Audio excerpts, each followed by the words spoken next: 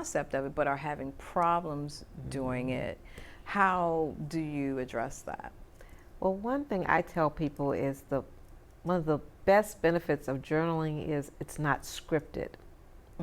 Right. Meaning that you're not required to write 1 page, 2 page, whatever. I tell people, write from your soul. And if you spend time reflecting and writing from your soul, each day varies, each journal entry varies. Yeah. It might be just one word across fabulous. It was just a great day. Then there might be that next entry that might be, you could spend 2, 3, 4 pages of just writing and writing, and like you said, vomiting, getting it out. But then it helps you again with your reflection and growing forward, because you can with that journal, you can look like, well, what was I thinking about in January of 2023? You've got your notes about yourself captured in that safe space. Yeah. What was going on with me back in January? I was supposed to be spending time reflecting and getting new goals together, new year. Where am I now? We're going into the last quarter now in 2023. But it helps you to again, to look at yourself, to keep yourself on track.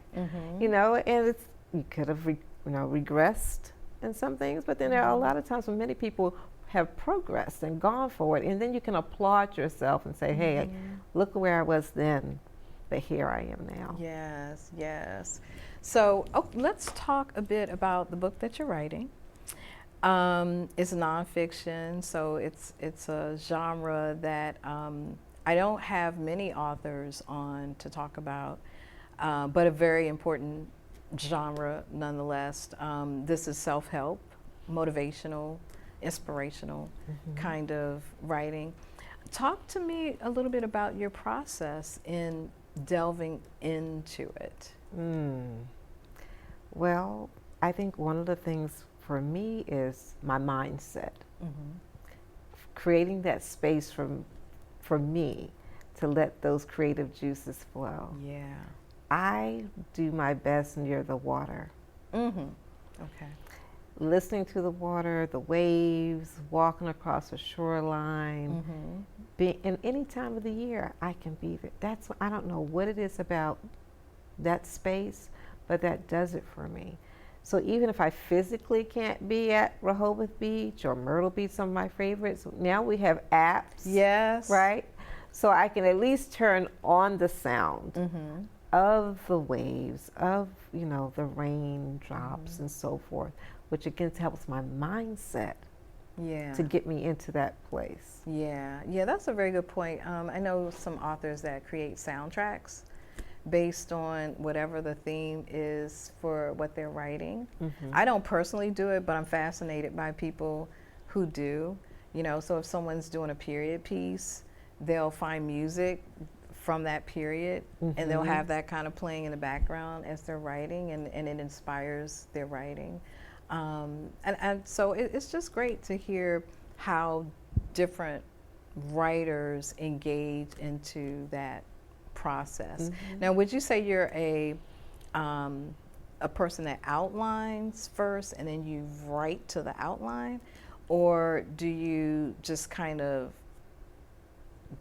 you're inspired by the sounds and whatever you're feeling about in terms of writing at that time? Do you write linearly? Do you like what is the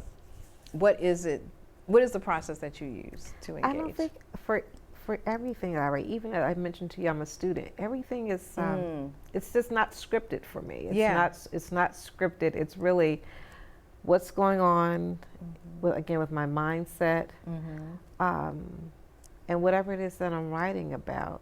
So music is a great influence for me. So just cooling out and just saying, okay, so that influences my thoughts. Yeah. But I have to have the journal because thoughts come to me quickly, and you know how it is. Yeah. You could be at the red light. Oh my goodness, that's a great title for the book.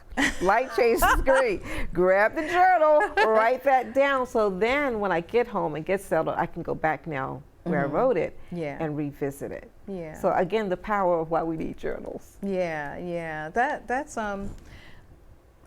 100% hear you. So some other writers that I've had on, and myself included, because I wrote 2 nonfiction books.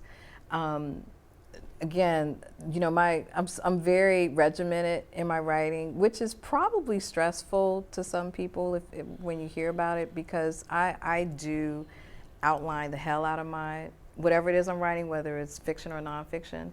And then for the nonfiction stuff, I may have chapter 1 is about this, chapter 2 is about this, and whichever chapter I'm feeling, going back to, you know, what I was saying about is part of your process, just kind of whatever you're feeling at the time. For me, it's looking at the outline and say, okay, I can write to chapter 5. So I don't write linearly when I'm writing nonfiction. I do when I'm writing fiction. I feel like I have to, because I'm so anal about my fiction writing that I just want to make sure the consistency is there. Mm-hmm. Because I have been in a situation where I made a change maybe in chapter 13, but I had to go back to the prior chapters to make what I did in chapter 13 make sense. Mm-hmm. And that is stressful for me, because remember, I'm that very regimented. Yes. No surprises here, you know, just write it down, have the outline and write to it. Not a pantser at all, but I appreciate pantsers and how they do it. I'm fascinated by them, and that's the beauty of writing. Absolutely. You know, it's however way it strikes you and hits you is the way to go. There's no right or wrong answer to it. Look, we have such a long history, mm-hmm. right? Mm-hmm. Even, you know, high school. Yeah. And I think about how we were even trained then as writers, right? Yes. And I don't know if you remember, but everything was outlined. Mm-hmm. Ladies, get your outline together. That's where I got it from. So that's where we got it from. Everything had to have that outline. Mm-hmm. And I understand the rationale to help us, again, to organize our thoughts, to, you know, stick to the header or whatever that topic is.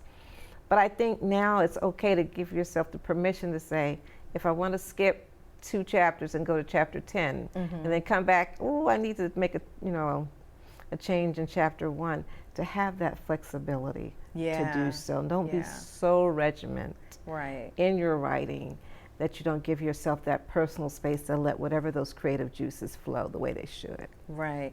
Where can people go to get more information about you and the movement, the You Got This, Power Up Boss movement, Life Boss, Power Up Life Boss, Power Up Life Boss movement? Where can they go to get more information? Well, they can go to my website, www.Pamela, P-A-M-E-L-A-R, Browne, mm-hmm. B-R-O-W-N-E.com. I have to add that E. Yes. Because, of course, people are used to spelling it without, and they're like, oh, I can't reach you.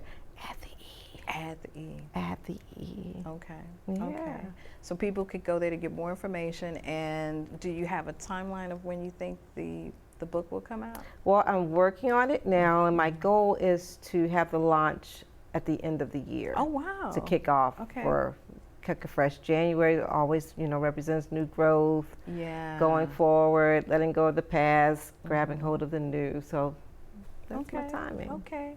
Shout out to Julia Cameron, who is the author of The Artist's Way, and also Elizabeth Ann Seton High School. Elizabeth Ann Seton High School, home which of the role mothers. School, right? Who taught us how to outline very, very well. And so, Dreamcatchers, thank you for being on the show. Thank you for having me. Thank you for tuning in and being a big part of the Haven Circle. It is my hope that you are inspired in your writer's journey as we peel back the layers and get to the heart of this writer's game. I hope this season continues to inspire you to finish your book, your script, or at the very least helping you to lay down the tracks to complete it. And as always, you can stream us on any of our 9 streaming platforms, including iTunes, Spotify, iHeartRadio, Alexa, Spreaker, YouTube, and the #1 network on the continent, the American Legacy Network. For more information on where to tune into a podcast or a broadcast, visit our website at www.writershavenshow.com. And you can also follow me on Instagram and Twitter at Author V. Helena, or on Facebook at V. Helena. Keep me posted on your progress, and perhaps I'll see you in the Haven. Now, I want to share some exciting news that many of you have already heard, but I want to make sure everybody get the deets. So here it is. The Haven is going international in a very, very big way. Phoenix Rising Entertainment has partnered with Virgin Voyages to host a writers and readers escape aboard the Scarlet Lady. I love, love, love that cruise line. It's an opportunity for writers to retreat into their work and for readers to hobnob with some of their favorite authors. And to also get information that they may want to hear about how to ignite their writer's journey or continue to grow in it. You'll find the details on our website at www.writershavenshow.com. So check it out, and I hope to see you there. SEA, see you there. So that's it for now, and until next time, catch fire on purpose.